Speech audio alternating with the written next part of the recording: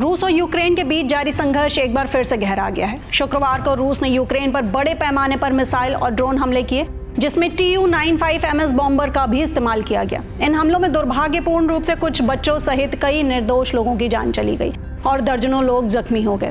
रूस और यूक्रेन के बीच ठनी इस जंग की भयावह तस्वीर आइए हम आपको दिखाते हैं। यूक्रेन की वायुसेना ने चेतावनी दी है कि रूसी Tu-95MS सामरिक बम वर्षक विमानों ने उड़ान भरी और क्रूज मिसाइलें दागी। यूक्रेन के राष्ट्रपति जेलेंस्की ने बताया कि रूस ने रात भर में 103 ड्रोन और एक बैलिस्टिक मिसाइल उनके कई क्षेत्रों पर दागी, जिसमें कई आम नागरिकों की जान चली गई। कुल मिलाकर यह बदला यूक्रेन को एक बार फिर पस्त कर गया है। रूस ने यूक्रेन पर ड्रोन की बारिश की और बैलिस्टिक मिसाइलों से जमकर कहर बरपाया। बचाव में यूक्रेन में एयर डिफेंस सिस्टम सक्रिय कर दिया गया है।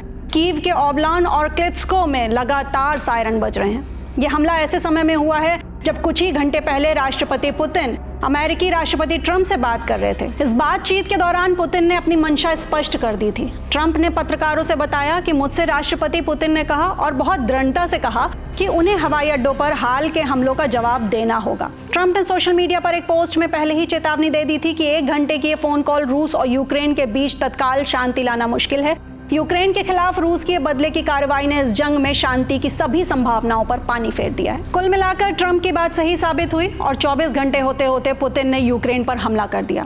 यूक्रेन की वायुसेना ने शुक्रवार को टेलीग्राम पर कहा कि रूसी बैलिस्टिक मिसाइलों और ड्रोन को कई दिशाओं से यूक्रेन की ओर लॉन्च किया गया है। रिपोर्ट्स के मुताबिक कीव में 2 तेज धमाकों की आवाज सुनाई गई है और कई जगहों पर विस्फोटों की सूचना भी मिली है। फिलहाल रूस पर ड्रोन हमले से वहां के कई रिहायशी इलाकों को निशाना बनाने का आरोप लगाया गया है। कीव के मेयर विटाली ने यूक्रेन की राजधानी के कई इलाकों में आग लगने की सूचना भी दी है। साथ ही कीव के लोगों को सुरक्षित शेल्टर में रहने की सूचना भी दी गई है और कहा गया है कि हमला अभी जारी है। यूक्रेन के विदेश मंत्री एंड्री सिबाहा ने कहा है कि रात भर रूस ने यूक्रेन और यूक्रेनियन लोगों के खिलाफ अपना आतंक जारी रखा।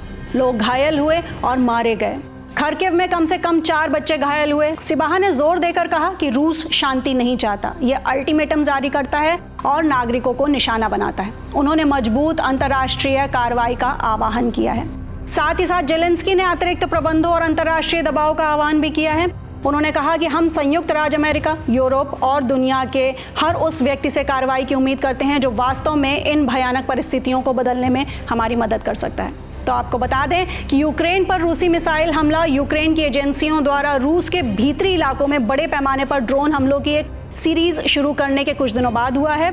इस दौरान रूसी हवाई अड्डों पर हमला किया गया और 41 रूसी सैन्य विमानों को मार गिराया गया।